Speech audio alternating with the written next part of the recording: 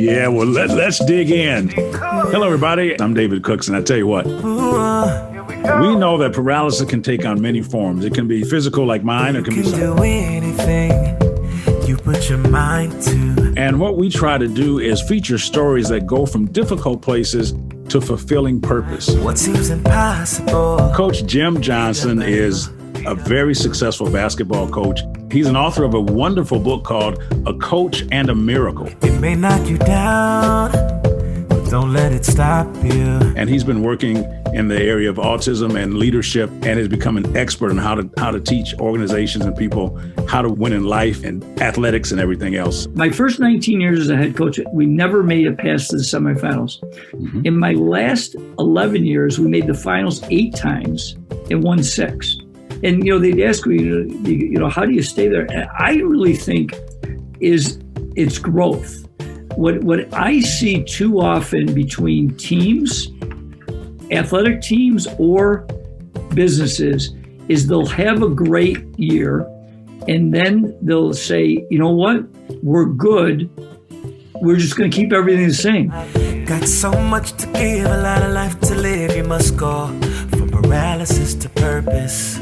Get your pen and paper out. Yeah. I'm taking notes. Paralysis to purpose. Hello, everyone, and welcome back to another episode of Paralysis to Purpose, the podcast. I'm David Cooks, your host, and I tell you what, I consider myself to be one of the most fortunate people in the world. I get to sit here and have conversations with some of the most intriguing people in the world, and today is no exception.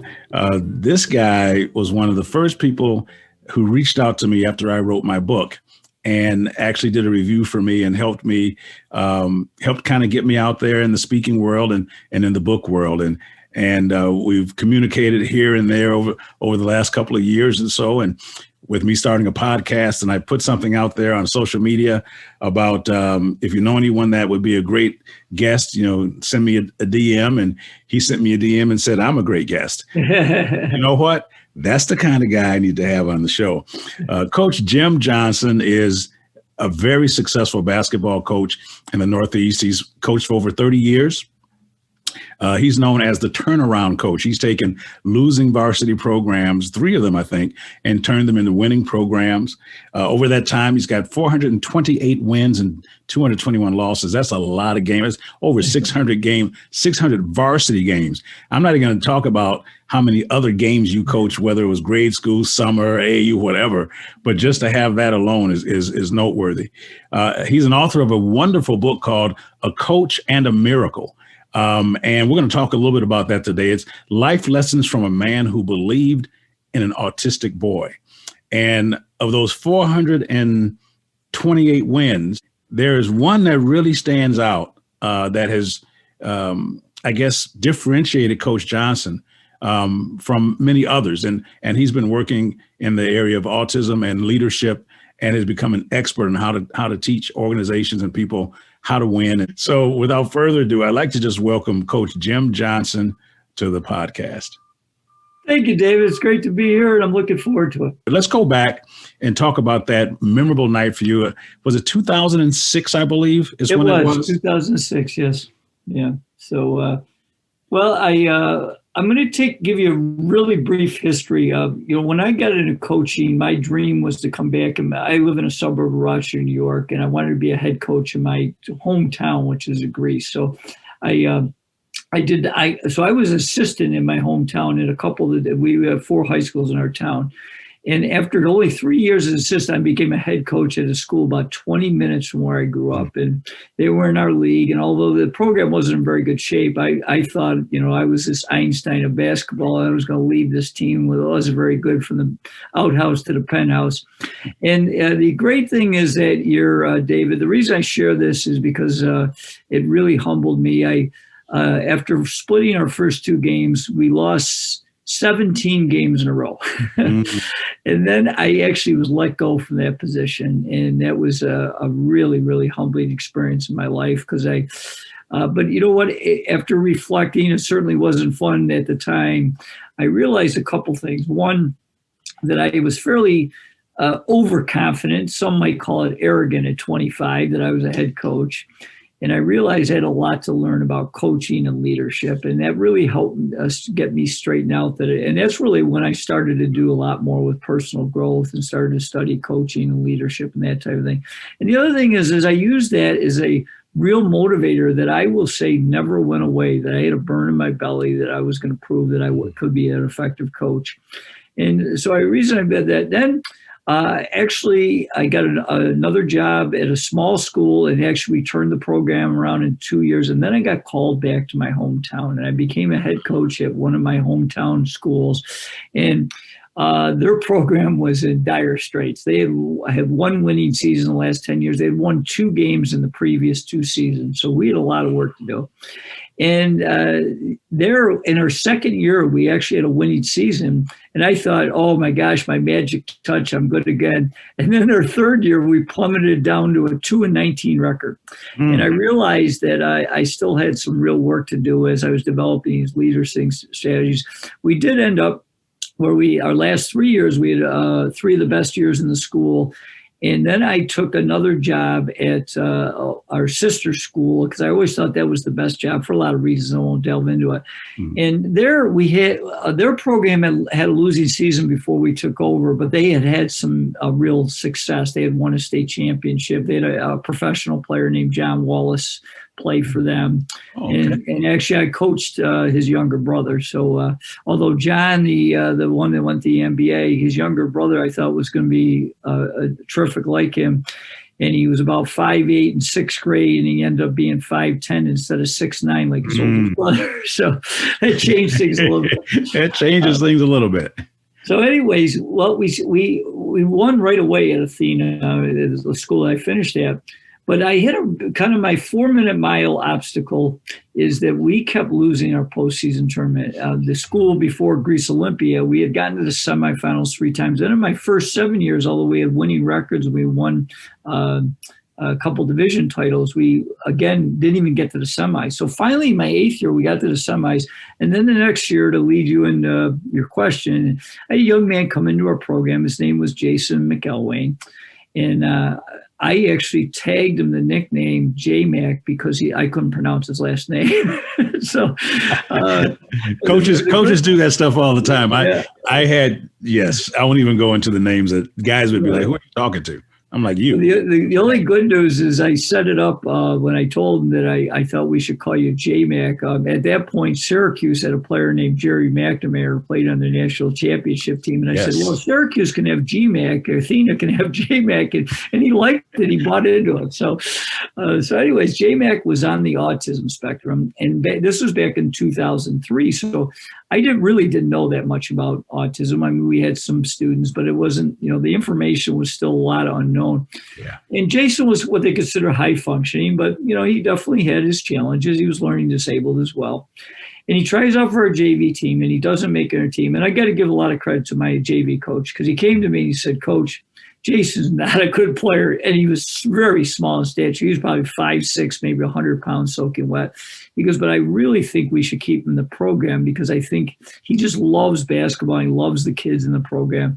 And so, we decided he'd be the team manager for the JV team. And I will admit there were some trials and tribulations as kids got used to him. But we had built a pretty good culture. So the kids started to really embrace it. In fact, a little story is that Jason would sit on the bench for the JV games, and he always come in a white shirt and black tie. Mm-hmm. And you're going to be a little shocked at this, but he would get a little emotional during the game. In fact, he was quite disheveled at the end of the game. And he used to always warm my heart because he wanted to sit on the bench for the varsity game. And I'd see one of my varsity players before we warmed up go over and straighten his shirt and his tie out to get him ready to be presentable. So he sat on the bench. And that year, we actually got to the semifinals now for a second time in a row at Athena and 5 times in my career, and we lost again. And so then Jason, his junior year, he comes out. Now, what really was different about Jason, not just, his autism, mm-hmm. but the fact that he was so committed. Because in my career, I was a head coach for 30 years. I can probably tell you maybe 3 or 4 student athletes, if they didn't make the team, would try out again. But most mm-hmm. of them would not try out And if they did try out, it was like they just showed up for tryouts. They didn't come to any of our off season. Exactly. Yes, I understand. Yeah, so it was kind of a hopeless thing. Jason was totally different. He came to all our off season workouts, and I was picking him up at his house, and he was really I was starting to be very attached to him because he was just so passionate, like I was, about basketball. So his junior, he tries out for the team, and we had a good program, so I knew he was going to have trouble making it. But so I offered him the team manager's job, and he quickly embraced it. In fact, it was funny. In our first team meeting, he raises his hand. He says, "Coach, can I say something to the team?" I said, "Sure." He says, "We're going to adopt this slogan: stay focused, and we're going to help you win your first sectional championship this year." So I started laughing, and I said, "Oh, great, Jason. I appreciate that."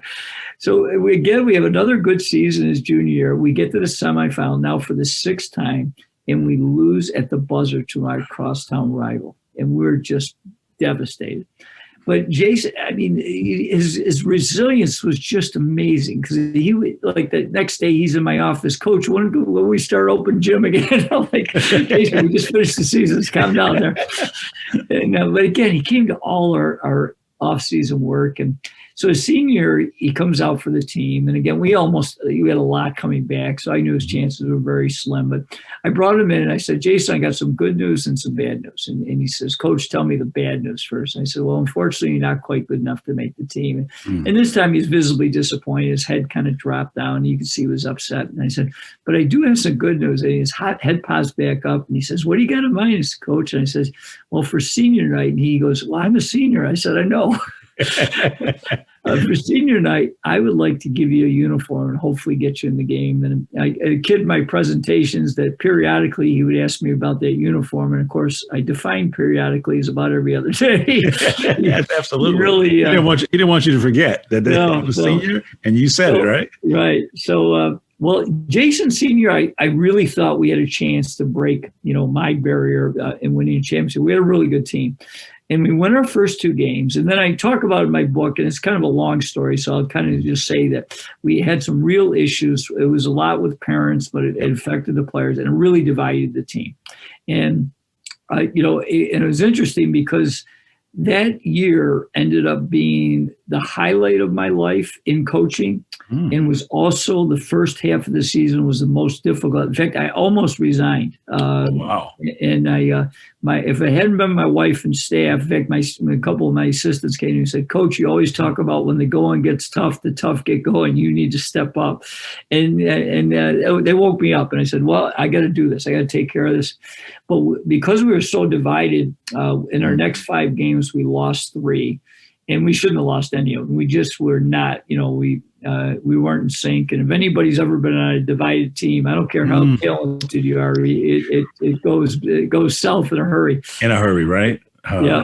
So we go to this, after those 5 games, we go to a Christmas tournament at the largest school in Rochester. And the whole school was really good that year. And the reason that I got in is because I thought we were going to be really good and it would be a great challenge because they played in a different level sectional class than we did.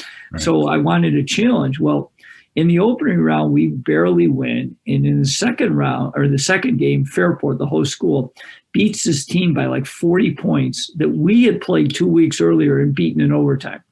So the next day, it's during Christmas break, so we bring them in for a shoot around, a short practice. And this is probably the best thing I did the whole season. Normally, we get some balls out, we'll do some shooting drills, go through, some plays, cover some of their stuff. But I shocked them. I didn't bring any balls out. I sat them in the bleachers, and I looked them right in the eye and I said, "Guys, I don't want to go to the game tonight."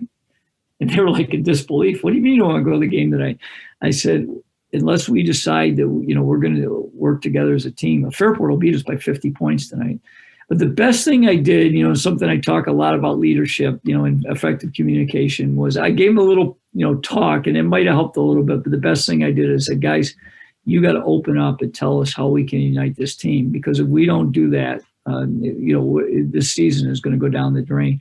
Right. And finally, they really started to open up. And we never brought a basketball out. We just talked for over an hour.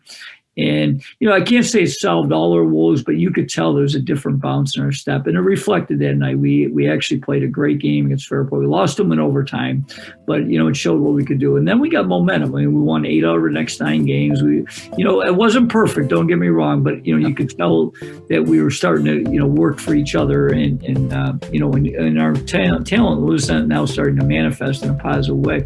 We hope you're enjoying Paralysis to Purpose, the podcast. Be sure to follow us on Facebook, Instagram, Twitter, and TikTok at Paralysis to Purpose for more updates. Also, check out David's website at davidcookspeaks.com to learn more about his mission and purchase his book, Getting Undressed, From Paralysis to Purpose.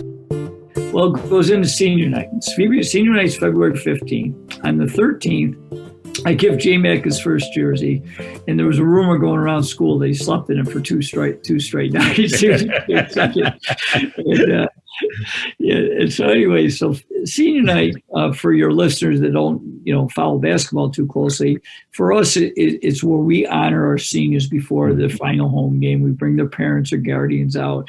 And this night really profoundly touched me, David, because instead of Jason walking out and embracing his parents in his white shirt and black tie, he's now donning number 52. It was way too big. He didn't care. Right, yes. And just to see him in uniform was just so special to me.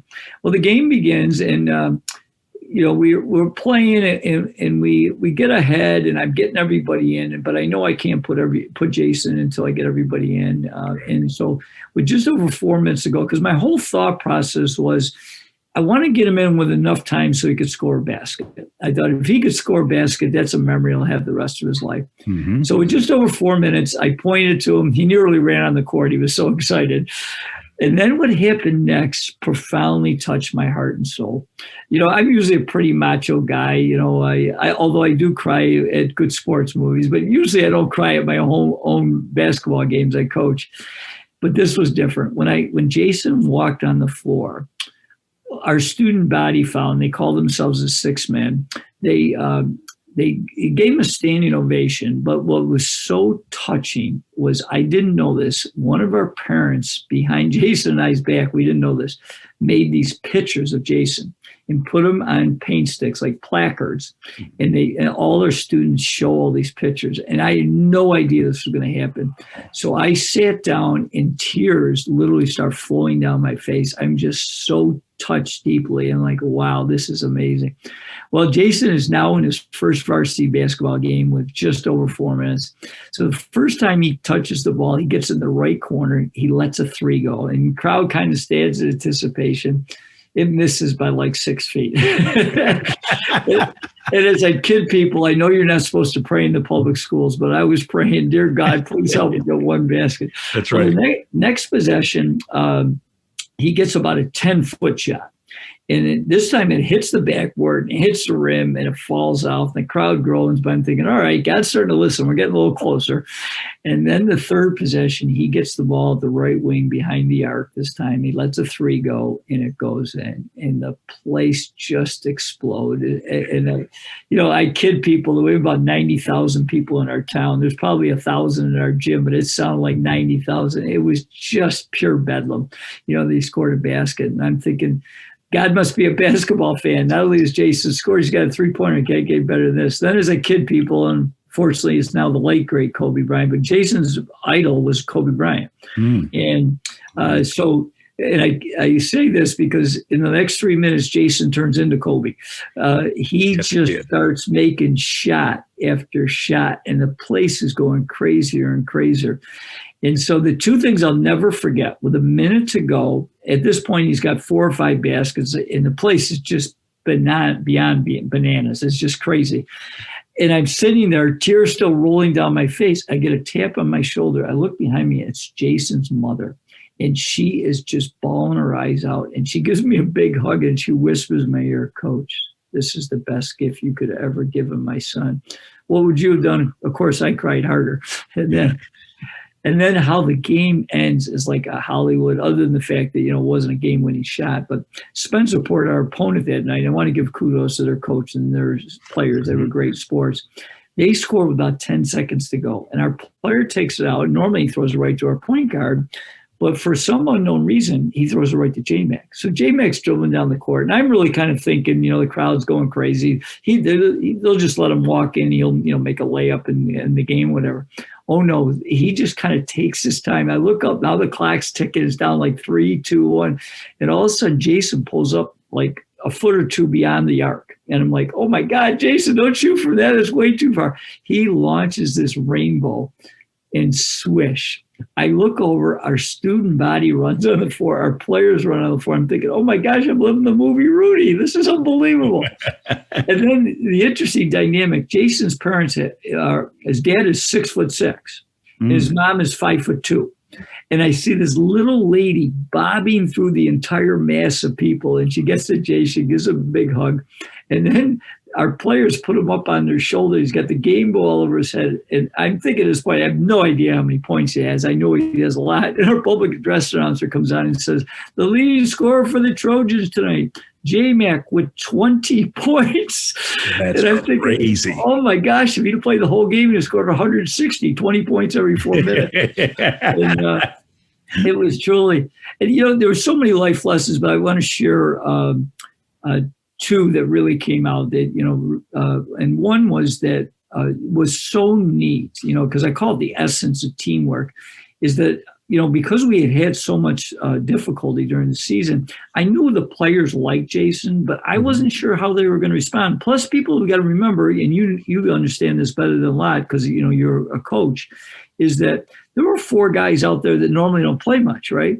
Yes. But out of their only hearts, they decide that they're just going to keep passing Jason the ball. So Jason's the only one shot. In fact, I still kid him to this day. Jason, I'm still looking for your first assist. You never passed the ball once. But yeah, to me, that was just unbelievable. And then the other thing that I wanted to share is that, I think there's been a ripple effect. I've seen some really neat stories, and I'm not saying that we were the first one, but it seemed like we were the first one that really got a lot of publicity. And but I really felt they did it for the right reasons. We had no media there. There was no plan. The only thing I had to do back then, now they've even changed this, but back then I had to call it into our local newspaper, and they used to put box scores. Right. Yeah, we used to. So I call, and a sports writer answers it, and it's a female sports writer. She says, so tell me about the game. I said, well, you are not going to believe this. My team manager that's on the autism spectrum got in the game, and he scored 20 points in the last 4 minutes. So I'm razzing this all up. I barely tell her, anything else. And I'm thinking, I get home, and my wife and son were at the game. They were shocked too. And I barely sleep. I'm thinking he's going to get a headline in our local paper. So I open up the sports page the next day, and it says Trojans tie for league title, our nickname. And it barely says anything about Jason. So I'm like, I guess it wasn't that big a deal, although it was to me. In fact, I kid people that I went to school that day, and I was a phys ed teacher, and I didn't teach the whole day. All I did was get out the video, and we watched the game over and over again. And I remember students come up and said, Coach, this is going to get at ESPN. I said, ESPN? And it would get a headline in our local newspaper.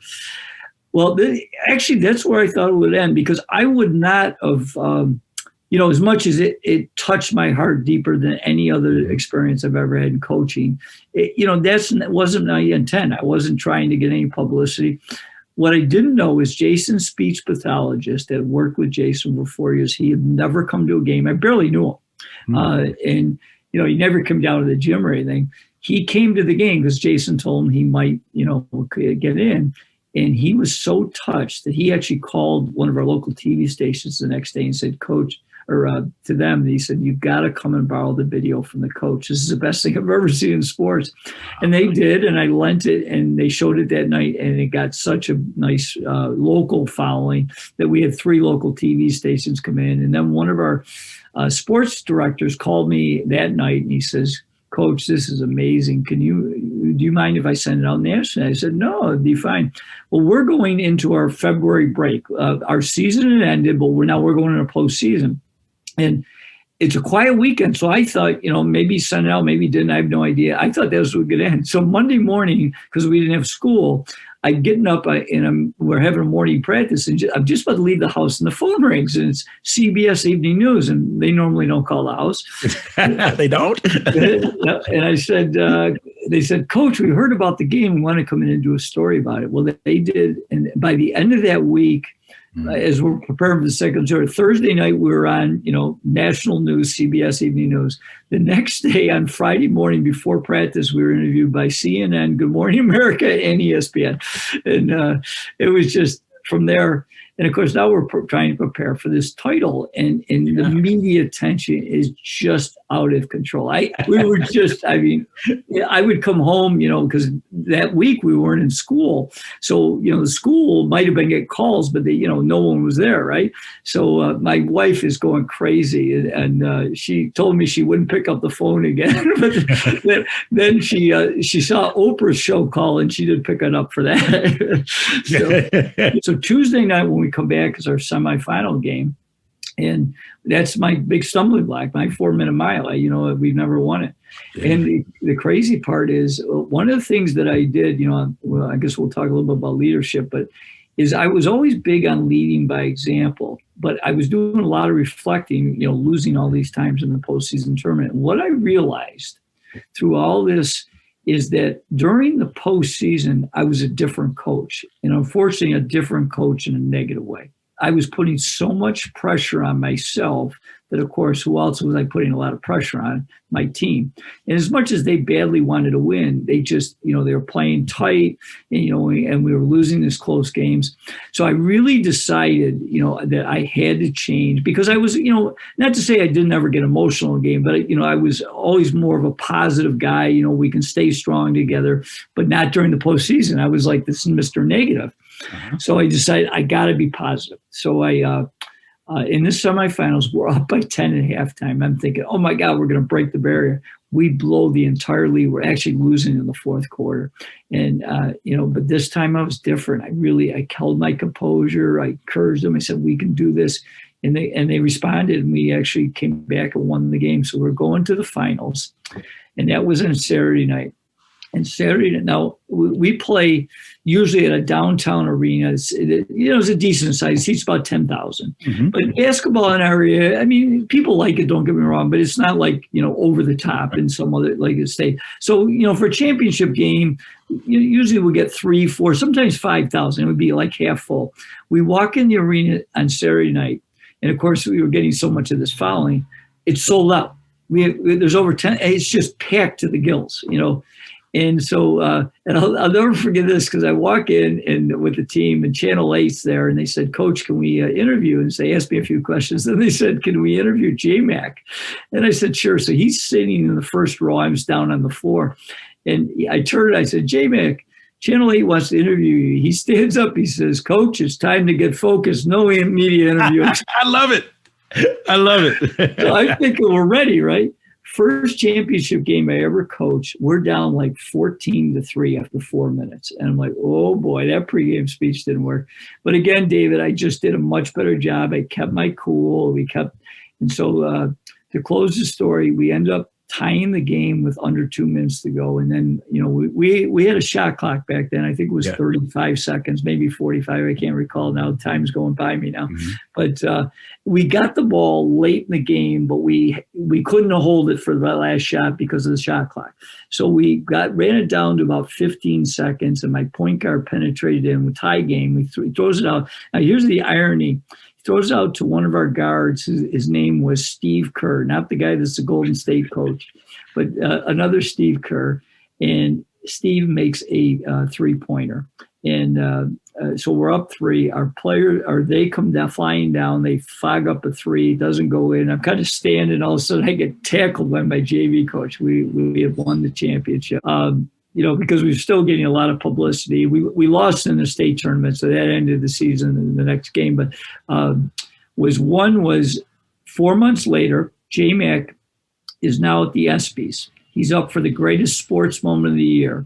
Mm-hmm. And one of the 4 finalists with him is his idol, Kobe Bryant. Kobe had scored 81 points in an NBA game that year. and J-Mac beat him out for the ESPY. We'll get back to David's conversation with Coach Jim Johnson on Paralysis to Purpose, the podcast, in just a minute. But first, here's a sample from David's audiobook, Getting Undressed from Paralysis to Purpose. In Chapter 12, David recalls how the thrill of coaching varsity and AAU basketball made him realize he couldn't remain in corporate America. He needed to make a career change. He needed to pursue his passion despite the sacrifices that might be required. I left GE Capital in May of 1995 and received a generous severance package that included access to an office and phone to assist in my job search. After a rocky last chapter, this was an amicable ending. Later that month, I had my first job interview for a job I never applied for. The University of the Pacific in Stockton, California, invited me out west to interview for a vacant assistant coaching position. How they knew of me remains a mystery. Their head coach, Bob Thomason, the coaching staff, the players, and the university officials made me feel right at home. They were comfortable with me as a person and a coach, wheelchair and all. When they offered me the job, I did cartwheels on the inside, unable to believe my fortune once again. I couldn't believe a Division I basketball program was interested in me. I understood how difficult it was to get into college coaching and never thought I'd ever get that opportunity. All the same, I really wasn't looking to take that route.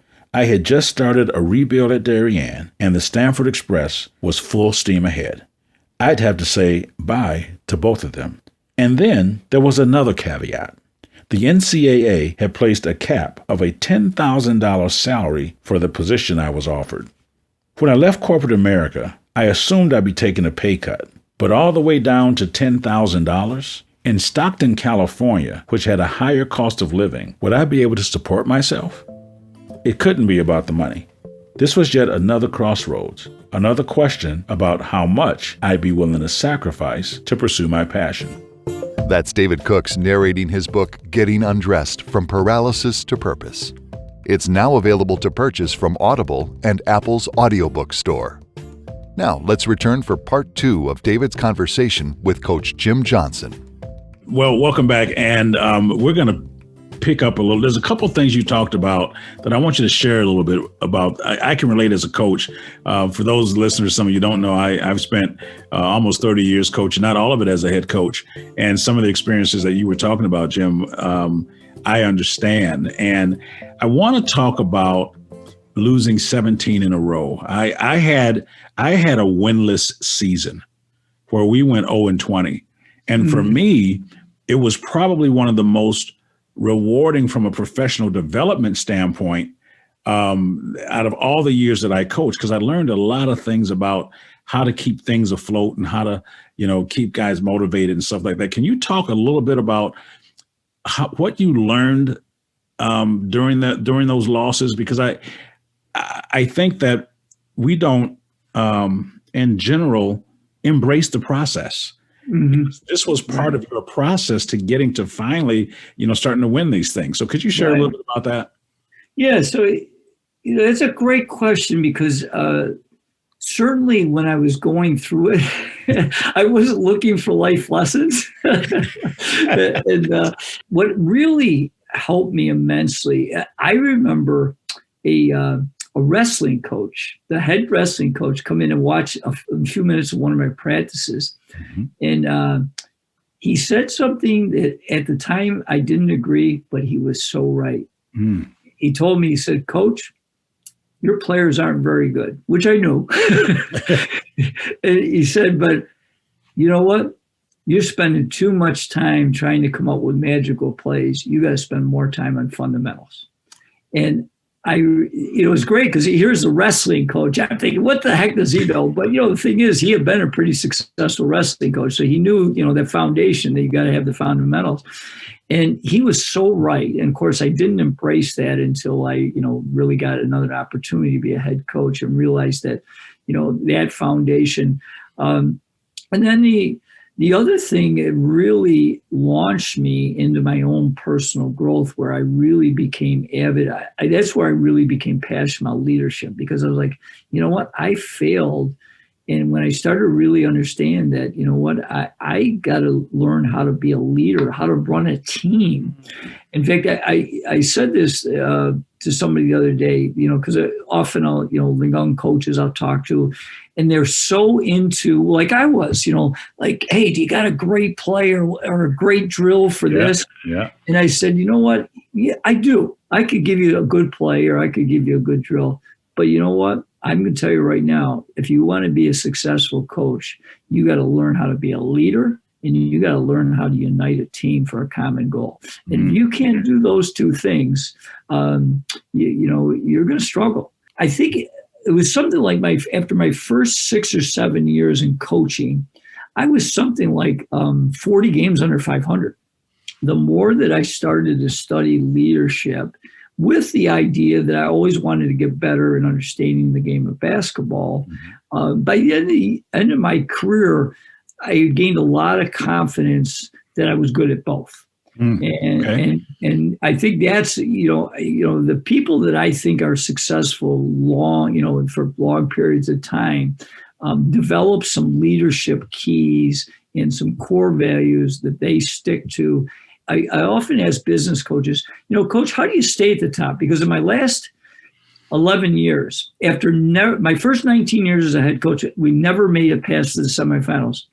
In my last 11 years, we made the finals 8 times and won 6. And in my last 14 years, we made the semifinals or better every single year, you know, which I'm proud of. You know, that's some consistency. And, you know, they'd ask me, you know, how do you stay there? And I really think it's growth. What I see too often between teams, athletic teams or businesses, is they'll have a great year and then they'll say, you know what, we're good. We're just going to keep everything the same. And that's to me, that's a recipe for disaster. Could you just talk a little bit about talent? Because I think sometimes, and you referred to it earlier, that, you know, coaches are essential and important for leading and things. But if you don't have talent, you know, and you stuck with it those first 7 years, being 40 games under 500. You didn't become a good coach. You already have begun to put the things in place to be a good coach. What happens when you step up the players, when you step up your team? Because in the business world, I think that becomes a very important component as you put your team together in your business. You know, you've got to have some talent. What role does talent play in making great coaches? I'm going to answer that with a couple of ideas. So first of all, I think anyone that tells you that talent's not important is what I call a liar. Okay, so you definitely need talent, but I think this is a separator again from good to greatness. Is the leaders, the coaches, the business leader, whatever it is, understand that they're looking to attract people that have talent in their particular thing. In my case, obviously, basketball. But also they had some keys of the type of person they wanted on their team. I'll give you what we were looking at. We wanted people that were growers. We wanted people that had enthusiasm and loved the game of basketball. Okay, so that was one of the things that I was really looking for, because I spent a lot of time with my assistants talking about younger kids in our program. Do they love the game? You know, the passion for the game. Because if they love the game, there's a very good chance they're going to get better. Right. Number 2 is, are they we guys or are they me guys? Okay. And you know, we were looking at the we guys is something that we're going to do it.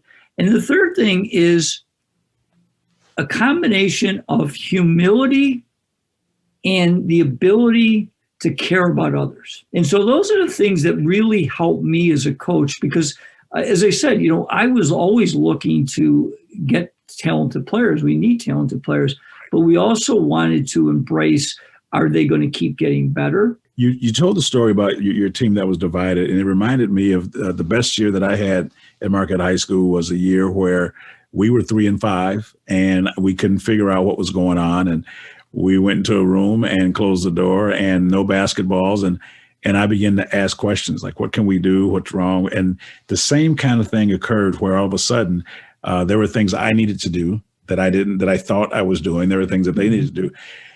When you talk about bringing a team together that's been divided, can you just touch a little bit on the significance of communication and having an environment where you welcome is open enough where people can actually speak and not feel as though they're going to get in trouble, and how important that is? Sure. One of the keys I talk about is that, you have to develop building trust. Mm-hmm. And the biggest thing that, like I talk, to all kinds of, coaches and leaders of business and stuff. And no one disagrees, like to say, oh, you don't need to build trust. Of course you do. Okay. I mean, trust is essential, right? But what I challenge them with is, and I didn't have this early in my career, but I really developed it, was that you have to have a plan of how you're going to build trust. And I talk about 3 keys. And you brought up a couple of little things, so I'll share with you. So the 3 keys we talked about is that we had to align our actions and words. We had to be consistent. So that was number 1. Number 2 is that we had to be willing to tell the truth and be willing to be vulnerable. And one of the things that I got much better on is the fact that I was going to admit when I made a mistake. And I would do it publicly. If I screwed up, I would tell them, you know what, guys, my mistake, I apologize. Or, if I did something that I really shouldn't have done to a player, I'd meet with them one-on-one and tell them. Because, obviously in building a successful team with trust, you got to build relationships. And if you don't do that, then you're going to struggle. So I want to say, sure. Coaches actually make mistakes? I mean, when did that start? Because I think sometimes people don't understand that we're growing and learning at the same time, and then coaches sometimes don't think that it's their place to not. It doesn't. It's a sign of weakness to show that you messed something up. Right. And I couldn't, and sorry to interrupt you, but it was such a great point. Good. It was one of those things I used to tell the guys the same thing. You know what? I messed that up. I called the wrong play, or I put the wrong person in the wrong spot, and that was my fault. And I will tell you that built such a different kind of rapport and relationship with the players. They knew I was in control. They knew I was the coach, but something happened when they saw my humanity. And I think that's really huge. Go. You were about to make a third point. That's a really powerful thing. I'll just say that what you said was right on, because what I found is when I was willing to be vulnerable and admit a mistake, then our players were as well. It's like, that's my fault, coach. And when you start to build that where they can take responsibility for their actions, just like I do for my actions, then you got something. And then the third thing is, I took over 3 programs after my initial struggle in my first year that had all been losing. Okay. And so the mindset is right away, there's a negative vibe to it.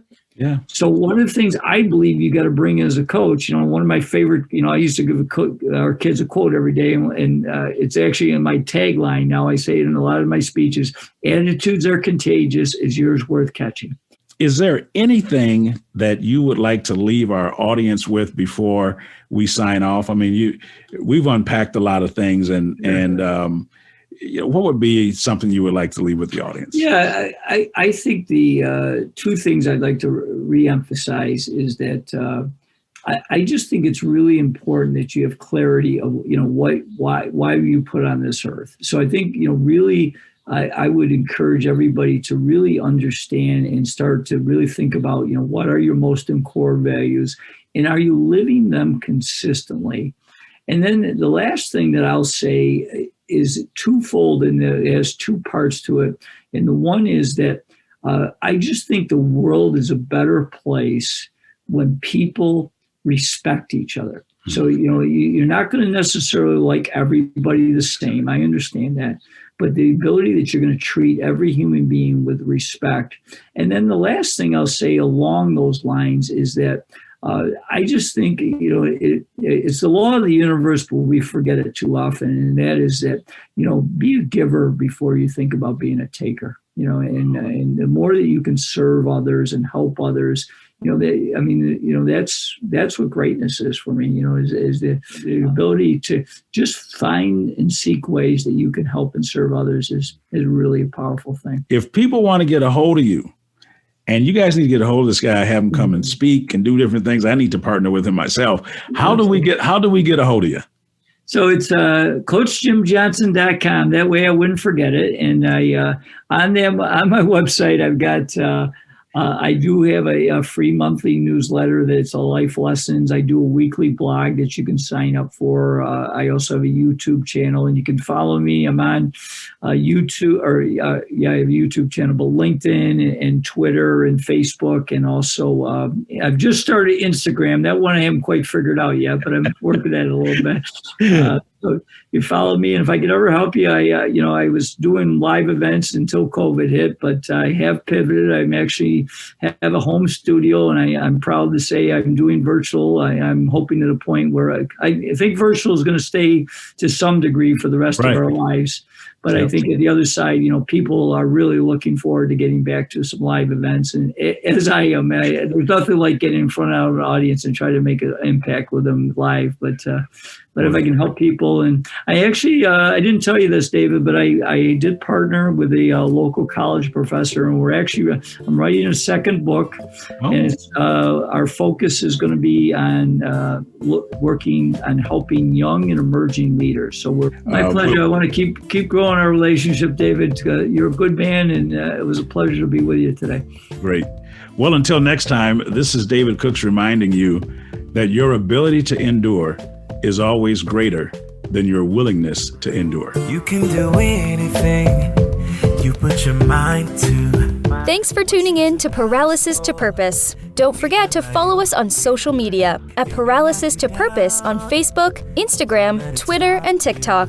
To purchase his book, visit davidcookspeaks.com. Be sure to tune in next time for more inspiring conversations with David Cooks. One of my biggest fallbacks from back in the day was letting someone else's opinion of me be what I thought I was or could be. You know what I mean? And I had to realize they don't define who I am. And I also had to realize I can't try to keep up with the Joneses. You have your own path of what you're supposed to do. And there's room for everybody. Next time on Paralysis to Purpose. She goes as Butta B. Rocker. You have to find your own path, and you can't be afraid to walk alone, because, trying to get to where you want to get to, everybody's not going to have your vision or your dream because it's your dream. Paralysis to purpose.